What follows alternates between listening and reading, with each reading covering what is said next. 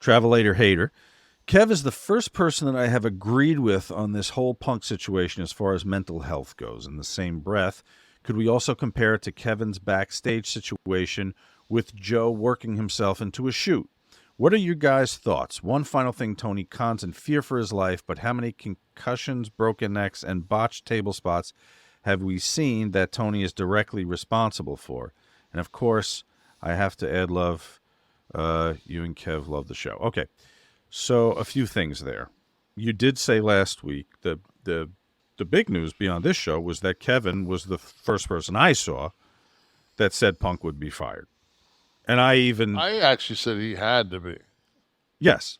And I kind of took issue and said, well, no, he doesn't. It was a little dust up backstage, which happens with the boys, right? Happens with the boys? No. Okay. I mean, I've had 2 incidents backstage in my career. Mm-hmm. I've heard of Booker T and Batista. I watched Goldberg and Jericho, and that's basically all I've ever seen in 30 years. So, and there was a couple of people that said, "Oh, well, you know, you're a hypocrite because, you know, you've had altercations." Okay, number one, I never had an altercation with anyone that wasn't finished working for the evening as a 1099. I in no way affected the match. I in no way affected the programming. What I did was, and when I went back, the first one was Piper. I went back there because we specifically told them it was Rick and Piper versus me and Scott. I specifically, before the match, Scott and I said, whatever we do, let's not start this hot. We'll have nowhere to go. Rick, the pro that he is, we go down there and boom, Piper comes roaring at us. Well, now Rick's got his dick in his hand if he doesn't jump into it. But Rick was absolutely cool. And so, because no matter, we were so much bigger than they were that you had to, but Rick and Scott could start, and because Rick is an unbelievable hand as far as wrestling, and so was Scott. But Rick was also had the ability to, you could drop him behind you, he could take your knee out, and then he could work your leg for a guy like me. Plus, Rick always could thumb you, kick you in the front of the knee. He had offense. His punches looked good. At that point of Roddy's career, he wasn't that. He just wasn't that good of a worker. He didn't have a lot of offense, not to take down a 270 and a 310-pound guy. It just wasn't going to happen. And so I was so pissed because the match was so poor. And we're in Boston. We're leaving Boston to take this, shit show to Moline, the old Quad Cities. We can't shit the bed in Moline. Let's shit it in fucking Boston. Fuck. So what do you do out there? Let's not get into the locker room yet. So you see what's happening now, right? You're in the ring. You're like, okay. So Piper's not selling. So finally, I just bent him over. I grabbed him by his neck and bent him over and just started rifling as hard as I could with my forearm across the back of his shoulders, that's wrestling 101. That's what Stan Hansen would have done. That's what anybody would have done. That's a wake-up call. Mm-hmm. That's like, hey, dude, like, you need to sell. If you're not going to, it's like when we had the match with me and Bill. Bill isn't going to sell, so I clothesline him and knocked him down. Like, okay, if you're not going to sell, then I'll make you sell. Mm-hmm. But I'm not going to hit you in the face. Okay. I'm a professional wrestler that was trained by Jody Hamilton. You never hit in the T-zone on anybody in this business. That goes in the back as much as it does in the ring. Mm. So we get through this shit show, and I stormed to their locker room. And I said, what the fuck? And Piper got up and charged at me like he was going to single leg me or do something. And I open hand smacked him to the side of his face. I did not strike him with a fist. Did he say anything when he was coming at you? No. And I just think that he had sold Wolf tickets for so fucking long. It's like, you know how you buy tickets, and I don't know, I lived in Europe for years. You'd have a ticket on the train. Nobody'd ever come and punch the fucking thing. You know. So you're saying he got by on a reputation that he was a boxer and a street kid, and he might have been right. a badass, but he Right. just, you know, time. It's like if some guy runs his mouth at me at a gas station at 11:30 at night, and he's 5'10" and weighs 170 pounds, I'm figuring minimum this guy's a brown belt in jiu-jitsu. And the last thing I want to do is fucking have this guy pounding me into submission, because all you got to do is grab any of my limbs, and I'm so fucking beat up. It's just like, okay, I'm tapping. What, you're not going to give me a tap here in the parking lot? So that's why I now fucking carry a fucking firearm. So if you decide you want to fucking do a single leg on me, then I'm going to shoot you in the fucking top of the head. Well, you can in your state now. So Well, I guess I think it's a law if you don't. I think it's against the law Right. if you don't. So that incident didn't hit him in the T-zone, did not strike him with a fucking fist, and it was over with one smack. Joe, because Scott didn't show up, went out and cut a promo and went into business for himself. And Joe and I considered at that point, Joe and I were friends.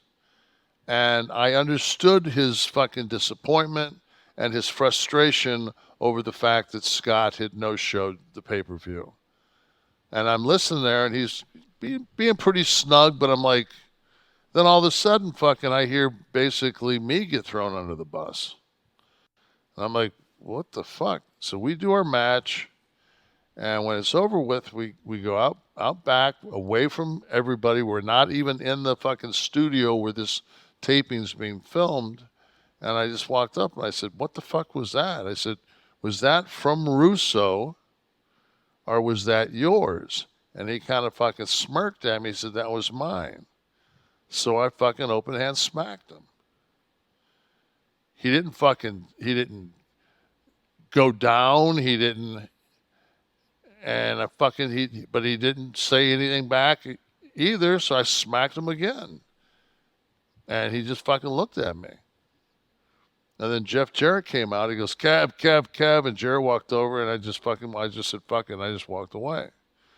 Well, the next day, Joe felt so bad about it that they called a meeting, and he went in front of all the boys at TV and apologized directly to me. He didn't have to do that, because I was just as I didn't my two smacks to Joe, but Joe was man enough to fucking realize I did go into business for myself. If I'd have punched Joe in the face, fucking, I guarantee you he'd have double leg dove me. I guarantee you. The fact that I didn't strike him, it was almost. It was like a mutual respect. Yeah, and understanding. Okay. But, all right, so fine, accepted. How does this differ in the layperson's eyes from what might be going on with a backstage altercation in AEW? There was a punch thrown. Okay, so that's what you're saying. The smack versus the punch. A punch is. I thought it was just a headlock and No, some rolling around. they both. I watched. I saw two different. One person said this. One person said that. It was. I think Punk said he pushed him, and he pushed him back and got him in a front face lock. Front face lock, right? And then another person said something. Then the person that was the third person said that he pushed him and Punk punched him. So there was a actual punch thrown. Now that changes the complete complexity of what the situation is, because now those are your teammates. Right. You watch Hard Knocks. You see those guys going after each other because it's competition, man. And but man, you don't fucking disrespect and you don't fucking strike. You don't strike one of your fucking colleagues in the fucking face with a punch. And then they say, "Oh, well, you swung a bat above the Nasty Boys' heads after they beat up Scott." Yeah, so we're in a match, and Jerry rolls in. And Scott doesn't know because the lighting is so bad in a WCW house show and the lights are on us. So once Jerry's close to the railing, you can't even see Jerry. So Scott throws a chair, and it fucking hit Jerry. And Jerry's neck was bad. And so when Jerry rolled in, Scott fed him. And it was after the third punch he realized, like, holy fuck, sometimes you get snugged, but not three in a row. And that guy turned around and fucking, man, like Scott's fucking looked like fucking one of the fucking Corey brothers. I was like, fuck, he's got blood pouring out of his fucking mouth. And so fucking, I'm like, motherfuckers, I'm walking back and I saw Steve Borden Sting in the fucking hallway. He was doing the crow gimmick then. And he had a baseball bat. And I grabbed that fucking baseball bat and I went in the locker room and I just swung it about, I don't know, 6-8 inches above their heads. Now, that's because again, you broke the fucking cardinal law. I got a buddy here that's now going to have to go get dental work, and he's going to leave. He's done. This road trip is over because of your unprofessionalism. And when I had that bat and I was walking down I was fucking livid. And I got a bad fucking temper. And I said, just give me the word. Just give me the word. And Scott fucking put his hand on my shoulder and stopped me. And I turned around, I looked him in the eyes. He goes, "Kev, Jerry thinks he's right." And I said, "What do you mean?" I said, "Jerry thinks he's in the right." He said, "Just let it go." I said, "Fuck that, I'm not letting it go." So I still swung the bat, but that was just to let because I had no fight. We had always gotten along with Jerry and Brian.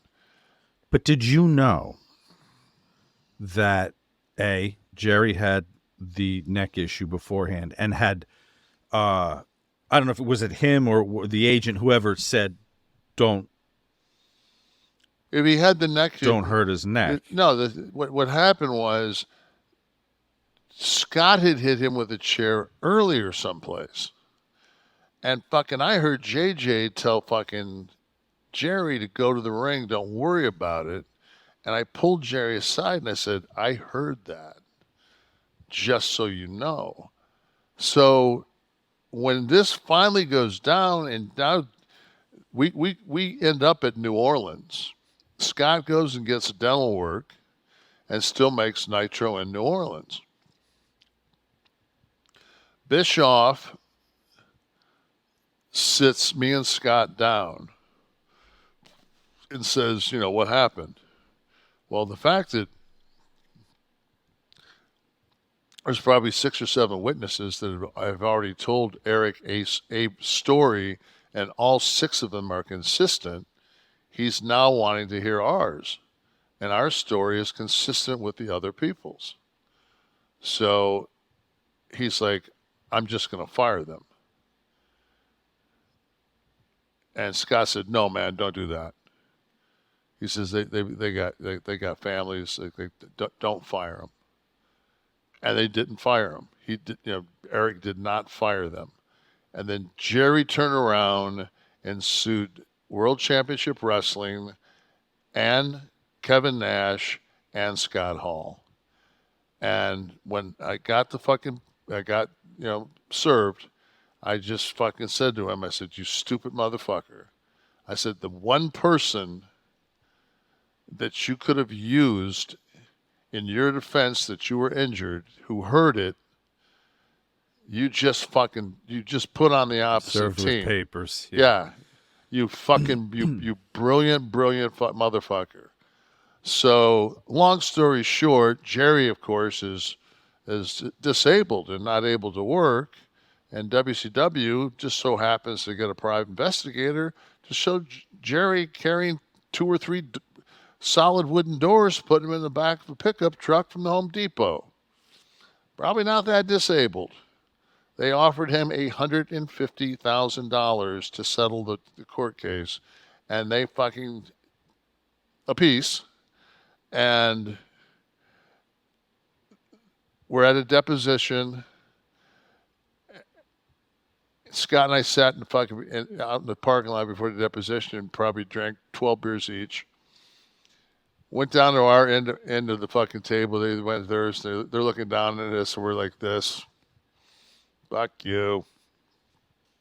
A very professional wrestling deposition. Yes, I mean this is as this is as professional as it gets, and so it's not. I'm sorry, it's not a deposition. It's a mediation.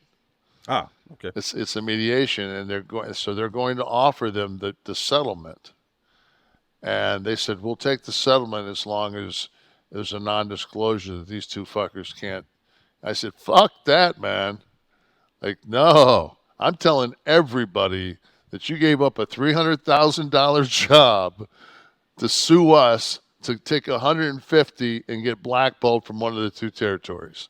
Fuck that. Like, there's no way I'm not telling everybody including, I think I probably called Meltzer. I mean, like, no, man, like, fuck that. Like, you take the money, but you're not going to take the story from me. Like, fuck you, man. Like, And, it was just one of those things that's just like, and as years went by, man, like Jerry and Brian had like a really good relationship with Scott and Sean up in Minnesota with Vern. And they always spoke highly of him, so I always, out of osmosis, and then, move forward now. I consider Jerry and Brian both friends of mine because they're the boys. Mm-hmm. It doesn't matter. Like you got to be able to forgive people that have fucking done, So well, I think that's somewhere in the Lord's Prayer. Like any other sport, where there's physicality in like football, basketball, you're going to have heated tempers. You're going to have situations like this, and the locker room incidents we're talking about